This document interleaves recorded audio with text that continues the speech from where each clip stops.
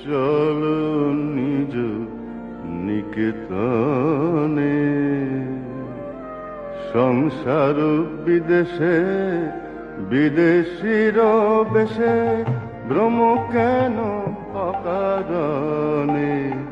মনো চলো নিজ নিকেতনে।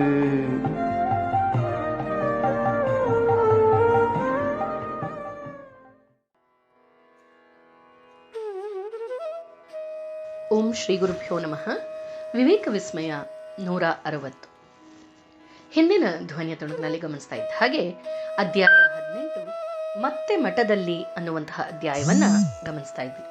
ಅದರಲ್ಲಿ ಸ್ವಾಮೀಜಿ ಹೇಳ್ತಾರೆ, ಭಾರತ ಏನಾದ್ರೂ ಉದ್ಧಾರವಾಗಬೇಕು ಅಂತಂದ್ರೆ ಇಲ್ಲಿನ ಜನಸಾಮಾನ್ಯರೆಲ್ಲರೂ ಕೂಡ ವೇದ ಉಪನಿಷತ್ತುಗಳ ಸನಾತನ ಸತ್ಯವನ್ನ ಸರಿಯಾದ ರೀತಿಯಲ್ಲಿ ತಿಳಿದುಕೊಳ್ಬೇಕು ಅಂತ. ಹಾಗಾಗಿ ಉಪನಿಷತ್ತುಗಳ ಭವ್ಯ ಸಂದೇಶವನ್ನ ವಿಶಾಲ ಜನತೆಯ ಮುಂದೆ ಬಿತ್ತರಿಸಬೇಕು ಅಂತ ಸ್ವಾಮೀಜಿ ತಮ್ಮ ಸೋದರ ಶಿಷ್ಯರೆಲ್ಲರನ್ನೂ ಕೂಡ ಉದ್ದೇಶಿಸಿ ಹೇಳಿದ್ದನ್ನ ಗಮನಿಸಿದ್ವಿ. ಈಗ ಅದರ ಮುಂದುವರೆದ ಭಾಗ. ಸ್ವಾಮೀಜಿ ಈ ವಿಚಾರಗಳೆಲ್ಲದನ್ನ ಕುರಿತಾಗಿ ತಾವು ಆಲೋಚಿಸ್ತಾ ಇದ್ರು. ಅಷ್ಟೇ ಅಲ್ಲದೆ ತಮ್ಮ ಸ್ನೇಹಿತರಾದಂತಹ ಪ್ರಮದದಾಸ ಮಿತ್ರರೊಂದಿಗೆ ವಿಚಾರ ವಿನಿಮಯವನ್ನು ಮಾಡ್ಕೊಳ್ತಾ ಇದ್ರು. ಇವರು ಬಹಳ ದೊಡ್ಡ ಪಂಡಿತರು. ವೇದ ಶಾಸ್ತ್ರಗಳಲ್ಲಿ ನಿಖರವಾದಂಥ ಜ್ಞಾನ ಇತ್ತು. ವಯಸ್ಸಲ್ಲಿ ಸ್ವಾಮೀಜಿಗಿಂತ ಅದೆಷ್ಟೋ ಹಿರಿಯರು. ವೇದ ಶಾಸ್ತ್ರಗಳ ಅಧ್ಯಯನಕ್ಕಾಗಿಯೇ ತಮ್ಮ ಜೀವನವನ್ನ ಮುಡುಪಾಗಿ ಇಟ್ಟುಬಿಟ್ಟಿದ್ರು.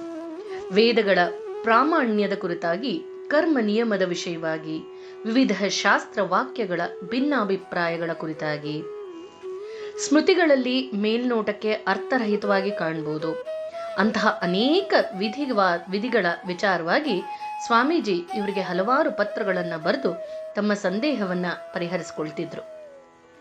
ಆಧ್ಯಾತ್ಮಿಕ ಅನುಭವ ಅದೆಷ್ಟು ಮುಖ್ಯನೋ ಶಾಸ್ತ್ರ ಜ್ಞಾನ ಕೂಡ ಅಷ್ಟೇ ಮುಖ್ಯ.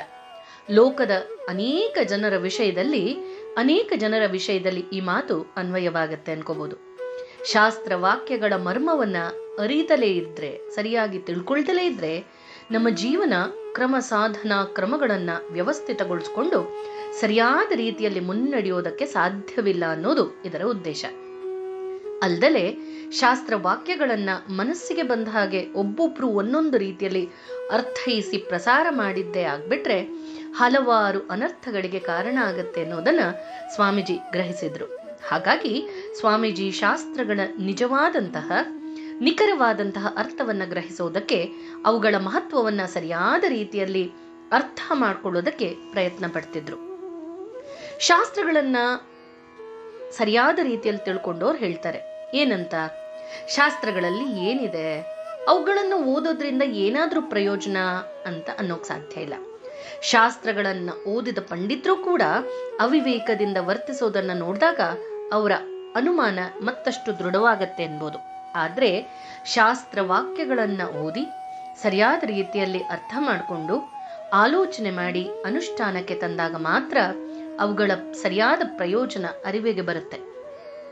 ಉಪನಿಷತ್ ವಾಕ್ಯಗಳಿಗೆ ಅನುಸಾರವಾಗಿ ಜೀವನವನ್ನ ರೂಪಿಸಿಕೊಳ್ಳೋದಕ್ಕೆ ಎಲ್ಲರಿಂದಲೂ ಕೂಡ ಸಾಧ್ಯವಾಗತ್ತೆ. ಆದ್ರೆ ಹಾಗಂದ ಮಾತ್ರಕ್ಕೆ ಶಾಸ್ತ್ರದಲ್ಲಿ ಏನೂ ತಿರುಳಿಲ್ಲ ಅಂತ ಬಿಡೋಕ್ಕಾಗತ್ತೇನೋ? ದ್ರಾಕ್ಷಿ ಕೈಗೆಟಕ್ಲಿಲ್ಲ ಅಂತ ಹುಳಿ ಅಂದ್ಬಿಡೋದೇನೋ? ಹಾಗಾಗಿ ಯಾವ ಶಾಸ್ತ್ರಗಳು ವಿವೇಕಿ ಜನವರ್ಗಕ್ಕೆ ಸಕಾಲಿಕವಾಗಿ ನೀತಿ ಮರ್ಮವನ್ನ, ಅದರ ಮಹತ್ವವನ್ನ ಅರ್ಥಕೊಳ್ಳುವಂತಹ ಪ್ರಯತ್ನ ಪಡ್ತಿದ್ದಾರೆ ಸ್ವಾಮೀಜಿ.